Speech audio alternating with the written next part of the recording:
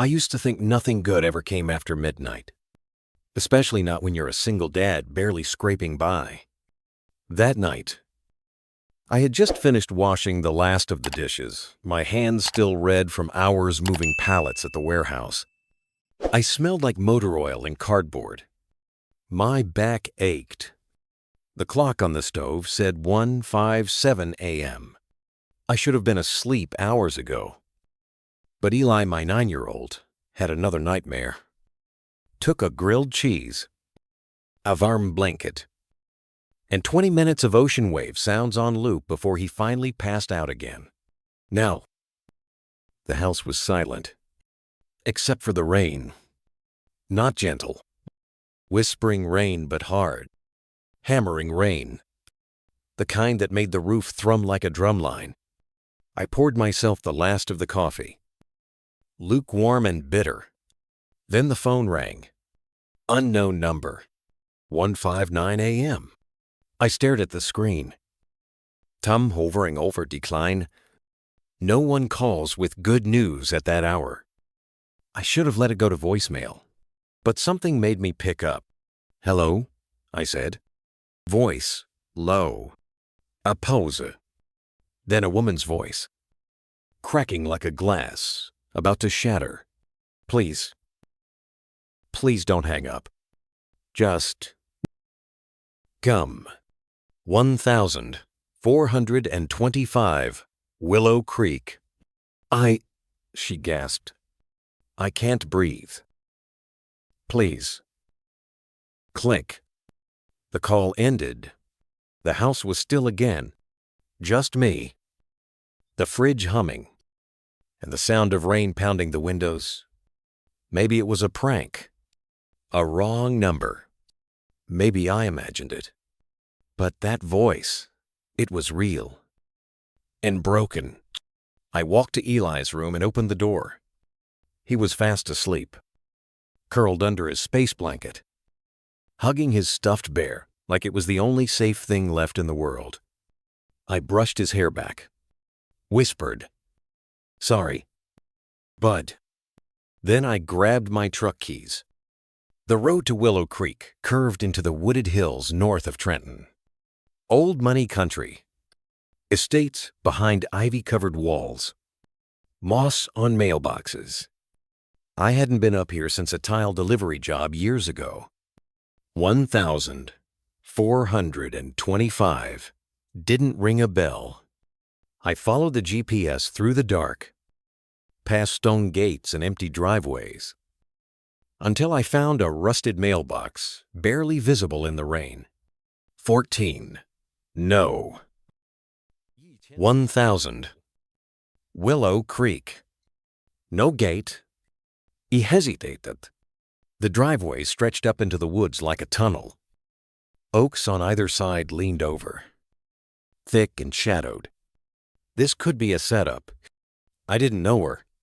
She didn't know me. But I remembered her voice, the way it broke like something had already shattered. So I drove in.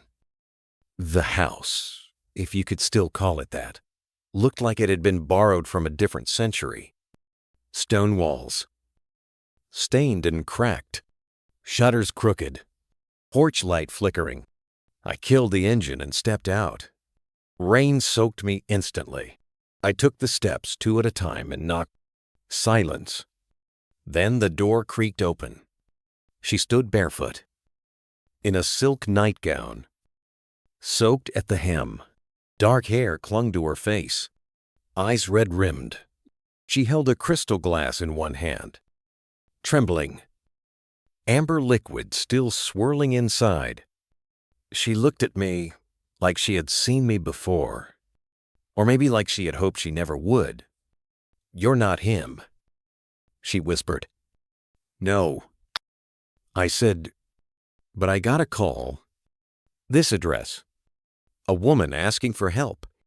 She blinked, looked past me into the rain.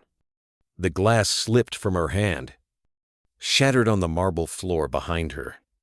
I thought I called my therapist. She said, voice paper thin, "I must have hit the wrong number." Her knees gave out. I caught her before she hit the floor. I carried her gently across the threshold. She was light, not just in weight, but in the way broken things sometimes are barely tethered. The house was vast and dim, like walking into a forgotten story. A chandelier above us held on to dust instead of light. An ornate fireplace stood cold. Portraits lined the walls. Faces that had once mattered. I laid her down carefully on a velvet couch that looked like it hadn't been touched in years. She murmured something I couldn't quite catch. I found a blanket draped over a nearby chair and covered her shoulders. The air smelled of rosewood and something older like paper. Silence. And grief. Ik knielt besluher. Do you want me to call someone? She shook her head. Barely. There's no one left to call. She wasn't drunk. Not exactly. Her words were clear. Her eyes lucid. But drained. Like she hadn't slept in a year. Do you have a name? She asked. Miles. Miles Cooper. She blinked slowly. And you just came. I gave a small shrug. Didn't feel right not to. Something flickered behind her eyes. Not relief. Not trust. Not yet. But a crack. A shift. She sat up slightly, holding the blanket around her like armor. I'm Alina Royce. The name meant nothing to me at the time. But the way she said it, it sounded like both confession and apology. She looked around the room as if seeing it again for the first time. I haven't let anyone inside this house in 4 years. I found matches and dry logs near the fireplace. The wood was old, but dry enough. A small flame caught, then grew. Alina stared at it like it was a memory. She sipped the tea I made from a dusty tin in the kitchen. Just hot water and something vaguely herbal. Minutes passed. Then she asked, without looking at me, why did you stay? I thought for a moment. Because someone called like they didn't want to be alone. And I know what that feels like. A long silence followed. But this one didn't feel sharp. It felt earned. I stood, unsure if it was time to leave. But she said, softly, you don't have to go yet. I sat back down in the armchair near the fire. Outside, the storm still raged. But inside, something had shifted. I woke up stiff and confused, unsure for a moment where I was. The armchair beneath me had molded to my shape. My back ached. But the room around me was still. Muted daylight poured in through sheer curtains, casting soft lines across the floor. The fire had gone out sometime during the night, but the warmth had lingered. Alina was still on the couch, sitting upright. Blanket slipped halfway off her shoulder, like a fragile wing. I checked my phone, say 52 M. A few missed messages from Mrs. Hindley, our neighbor, who watched Eli in emergencies. I texted her quickly, all okay. Headed home soon. When I looked up, Alina was awake. You stayed, she murmured. Voice groggy. Didn't seem right to leave. She looked down, pulling the blanket tighter. I must have fallen asleep mid-sentence. That's embarrassing. I shook my head. You were tired. No apology needed. The room felt suspended in some quiet space between night and morning, between strangers and something else. She sat up straighter and let out a small breath. I'm not used to people staying. The kitchen hadn't been used in a while. Dust settled on the counters, but tucked deep in the cabinet. I found a French press, some unopened beans, and a nearly expired carton of shelf-stable milk. The coffee was surprisingly good. We stood there, facing each other across a marble island that probably hadn't seen conversation in years. "You ever been here before?" she asked. I nodded. "Once? Years ago. I delivered stone tiles for a sunroom. Didn't know it was this house." She gave the faintest smile. "That was my mother's obsession. The conservatory. She believed beauty could fix anything." "Could it?" I asked. She didn't answer at first. Not the kind she meant. There was a softness in her tone. But beneath it, I heard something steely. Grief hadn't made her fragile. It had made her quiet. "Can I ask what happened?" I said gently. Alina traced her finger along the rim of her mug. "It was a flight to Aspen," she said finally. "My parents, my younger brother, they went ahead. I was supposed to follow the next day." Her voice thinned, but the weather turned. "Their plane went down over Wyoming. Private charter. No survivors?" I looked away. Quietly. "I'm sorry." She didn't respond at first. Then, quietly, everyone was, for a while. Then the cards stopped. The calls stopped. People moved on like they always do. I nodded slowly. "But I didn't." She continued. "I stayed. Or maybe I disappeared here. You had money," I said gently. She looked up at me. Expression unreadable. "Yes, but no reason to spend it. I had a name, but no one left to say it to. Until last night. Until a phone number was dialed by accident, or maybe not by accident at all. You didn't panic." I said, "You reached out. That's different." Alina tilted her head, eyes searching mine. "Maybe, but I still called the wrong number. Or maybe," I said, "you called the right one, just not the one you expected." Something shifted in her gaze. Not quite a smile, but a crack in the wall. Saturday morning arrived. Crisp and golden.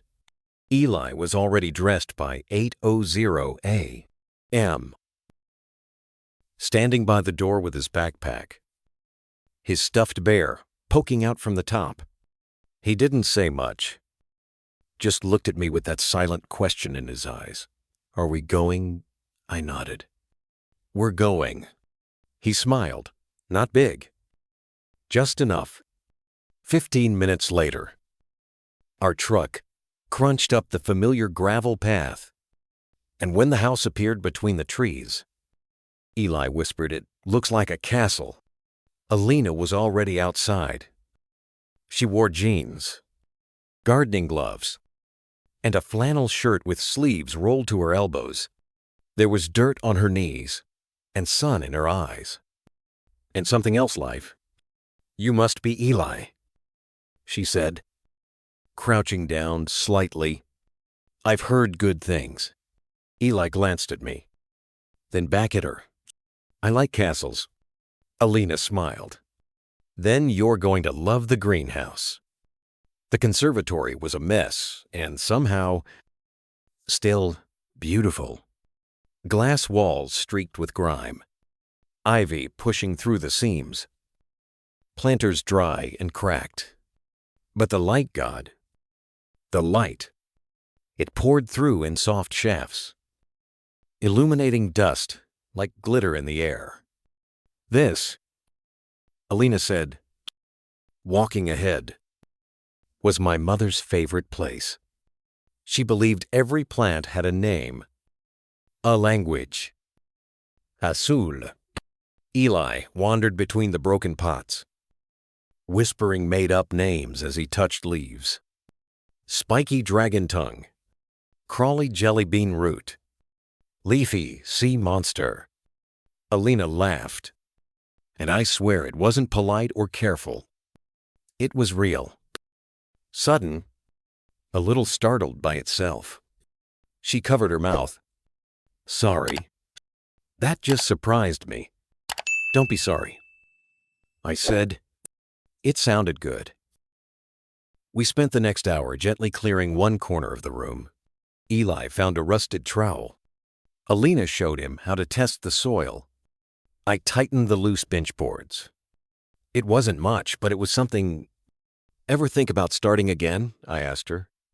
She was wiping dust from a windowsill. Her back to me. What for? She said softly. Who would see it? You. I replied. You would. We returned the next day. Then again 2 days later. It became a quiet rhythm work. School. Willow Creek. Eli was always the first to the greenhouse, inventing new flower names or making up stories about the vines being secret passageways. Alina seemed lighter with every visit, still guarded, still quiet, but no longer brittle. She laughed more, sometimes out loud, sometimes just under her breath, like the sound surprised her.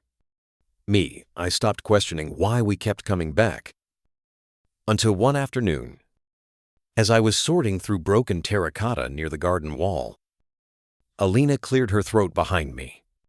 I want to make you an offer, she said. I looked up. She wasn't smiling. She wasn't joking. Don't worry, she added quickly. Not marriage. Yet. I chuckled. That's a relief. I left my tux at the laundromat. But she didn't laugh this time. She stared at her gloved hands, fingers fidgeting with the hem of her shirt. You've been coming here, working, helping Eli feel safe, making this place breathe again. And she hesitated. I have all this space. A guest house that's just sitting. The words landed softly, but they echoed like thunder. What if you two moved in? She said. Just for a while. I froze. Alina held up her hand quickly. Not charity, she said.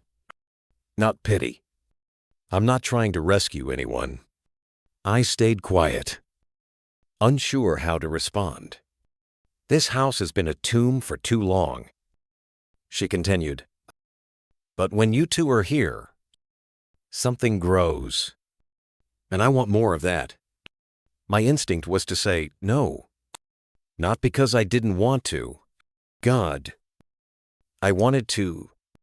But I'd spent my whole life proving I could survive on my own. We don't take handouts. I said quietly. It's something I've taught Eli. We work for what we have. Then don't think of it as a handout. She replied. Think of it as a partnership. She gestured toward the garden. This land needs work. The estate needs repairs. I could hire someone, but I'd rather have someone who already knows the soul of this place. I swallowed hard. She wasn't giving us a favor. She was giving us purpose. That night, I sat on the couch in our tiny apartment. Eli asleep beside me with a plastic dinosaur still clutched in his hand. I stared at the wall, then at the peeling ceiling, then at my phone. It wasn't about pride. It was about choosing something better. Not easier, just better. By morning, I had packed a box of Eli's books, a toolbox, and my last clean shirt.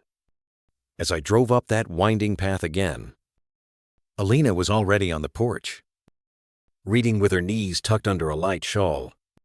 I stepped out of the truck and held up the box. It means we'll give it a try, I said, on 2 conditions. She smiled. Go on. 1, I help with the repairs and bills. I want shared responsibility. Deal. And 2, I added, Eli gets his own garden bed. She laughed for real this time. Non negociable. It didn't start with thunder. No lightning. No drama. Just a feeling. The kind of stillness in the air that makes birds go quiet and people pause mid-sentence without knowing why. That morning had been gentle. Eli painted ladybugs on garden stones with Alina in the conservatory. I fixed the hinges on the back gate and started framing a new trellis from old barnwood. But by late afternoon, the color had drained from the sky. Not gray, just fade, muted. Like someone had dialed the saturation down on the world. I noticed Alina standing in the greenhouse doorway, arms crossed, her shoulders stiff. I walked over, wiping my hands on a rag. "You okay?" I asked. She didn't answer right away. Then she said, "Do you ever feel it? Feel what like something inside you knows? It's all about to unravel again." The rain came around 6. At first, just a whisper. Then a steady tapping.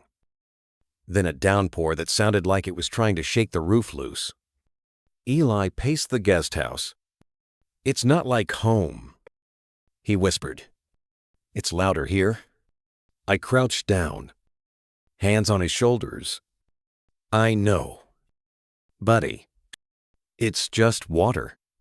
Think of it like the roof getting a giant massage." That earned a small smile.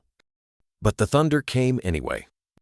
A sharp, jagged crack, the kind that cuts the sky and every thought inside it. Eli cried out. I pulled him close. "You're okay. I've got you." Alina stood frozen in the doorway, staring at the window, one hand gripping the table. I saw it, the unraveling. Her breath sped up. Her eyes went glassy. Then, without a word, she turned and walked down the hall. I waited until Eli was calm hand on my chest. Breath steady. Then I went looking. I found her in the study. Lights off. Back against the bookcase. Knees drawn to her chest. I stepped in slowly. "Breathe with me," I said softly. She shook her head. "I thought I was okay." She whispered. "I really thought I was." "You are," I said. "But storms, they wake up. Things we buried." She buried her face in her arms. "I should have been on that plane. Maybe they would have lived." He crouched beside her. "Don't go there." I said, "You didn't get on that plane. That's not your fault." "Then why does it feel like I broke everything by surviving? Because grief lies," I said quietly. "It tells you your survival cost someone else's life. But it didn't. You didn't take anything. You lost." 2. We sat there in the dark. Storm outside. Grief inside. Then, eventually, she lifted her head and whispered, "Thank you for what I asked, for staying." I reached out and gently touched her shoulder. "I'm not leaving." I said, "Not tonight. Not when it storms. Not when it's hard." Outside, the rain softened. Inside, something had weathered. Not healed. Not yet. But it hadn't shattered. And that was enough. The storm passed. But something lingered. 2 days later, the air still smelled like wet bark and moss. Eli was quiet again. Too quiet.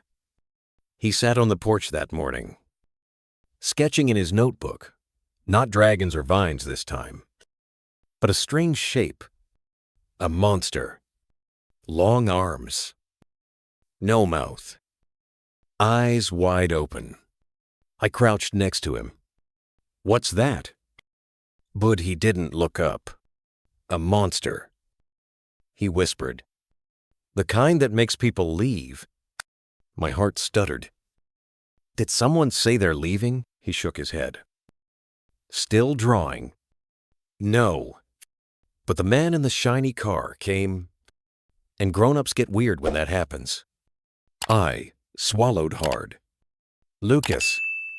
I tried to explain, to reassure him. But kids don't need long speeches. They need consistency.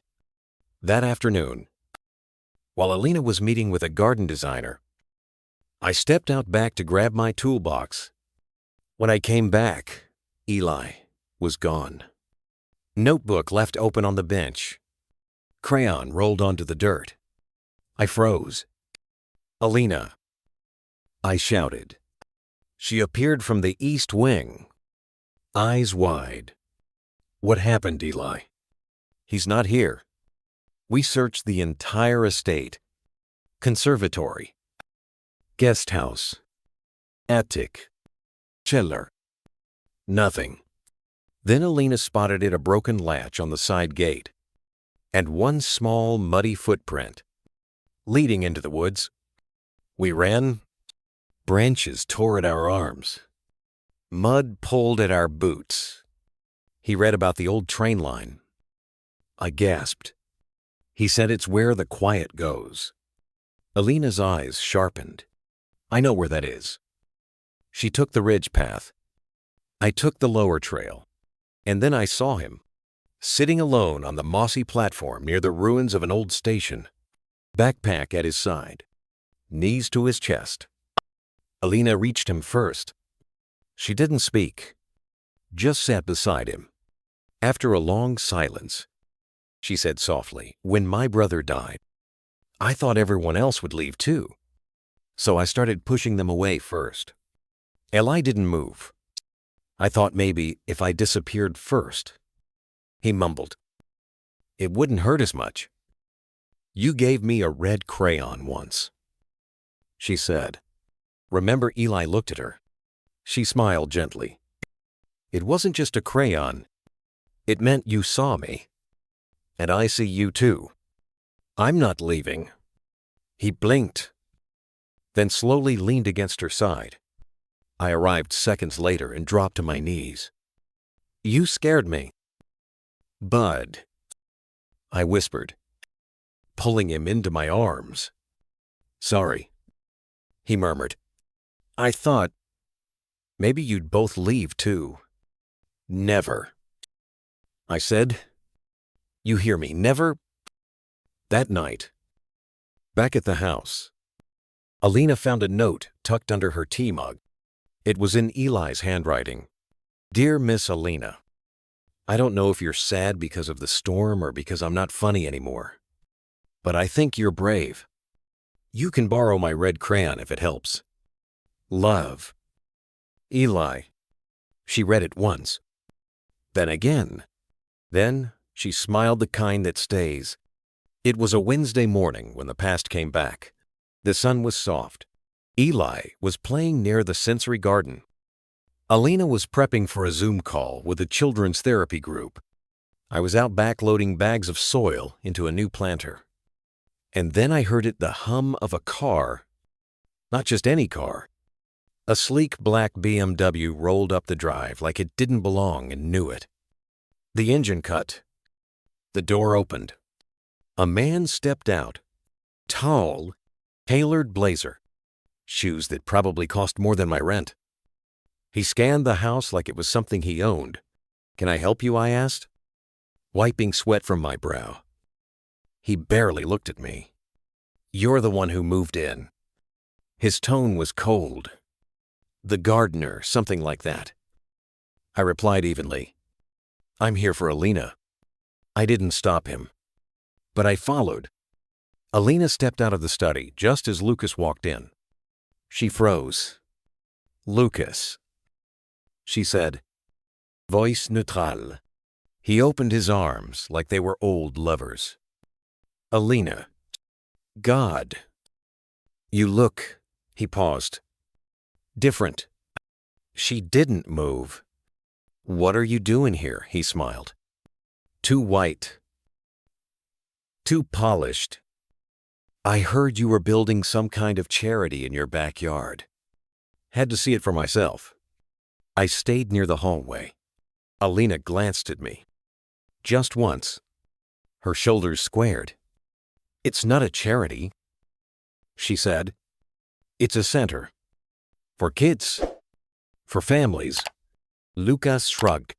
"Just seems unlike you. Maybe you didn't know me that well." He stepped closer, voice lowering. "Your name still means something. Alina. You could be anywhere. Paris. New York. Why bury yourself in this haunted place? Because this place saved me." He looked at me, then back at her. "So this is the new project," he said. "The handyman, don't?" Alina said calm, but firm. "Don't diminish people just because they live differently than you." Lucas scoffed. "Just be careful. This house is your last name. Bring in the wrong people. Let the wrong story out, and it all comes crashing down." I stepped forward. "You should go." But Alina didn't need me to defend her. She took a step forward, voice steady. "Lucas," she said, "I used to think love meant marble floors and nameplates. But I was wrong. Love is someone who shows up when it storms. Who stays. Even when you don't ask." Lucas stared, speechless for the first time. Alina didn't flinch. She just turned and walked past him toward the garden. Toward Ellie. Toward us. And in that moment, I saw her not just surviving. I saw her choosing. We opened the gate for real that Sunday. Not just for deliveries or guests. We already knew. No, we hung a hand-painted wooden sign on the front post. "Willow Creek Family Healing Center Open House." I watched as Alina knelt beside Eli, showing him how to press tiny purple pansies into jars of honey butter for the welcome table. "You think people will come?" he asked. Alina smiled. "I don't know. But if they do, they'll need a soft place to land." He nodded. Like I did, she kissed the top of his head. Exactly like you did. By noon, a few cars began to appear. Not flashy. Just tired minivans. Old pickup trucks. A couple on foot. The first family to walk in, a mother and her son, looked like they hadn't slept in weeks. Alina met them halfway down the gravel path. She didn't ask questions, just smiled and said, "Come in. You're right on time." Inside the greenhouse, Eli took the boy's hand. "I'll show you the dragon vines," he said, like it was sacred knowledge. The boy didn't speak, but he didn't pull away either. And just like that, it began. By mid-afternoon, the lawn was full. We ran out of chairs. Alina brought out picnic blankets. Someone started a small circle for breathing exercises under the elm trees. A father played soft guitar while his daughter drew birds in chalk on the stones. I caught Eli watching all of it. "You okay, buddy?" I asked. He nodded slowly. "It's not just for us anymore." "No," I said, "but that doesn't mean it's any less yours." It took a deep breath. "I want to help set up next time." "You got it." At dusk, we lit lanterns. Familieslingel. Kids chased fireflies. No one seemed in a rush to leave. Alina stood beside me, arms wrapped around herself. Not cold, just full. "I never thought this place could live again," she whispered. I thought it had died with them. I touched her hand. "It's not the place that came back. It's you." She looked up at me, and in that gaze, I didn't see a woman trying to forget. I saw one who had remembered enough to begin again. It was the night after the open house. Willow Creek was quiet again, but not empty. Not the hollow kind of quiet. The good kind. The kind that fills your lungs, not chokes them. Alina stood barefoot in the garden, her dress brushing the lavender. She was humming. I'd never heard her hum before.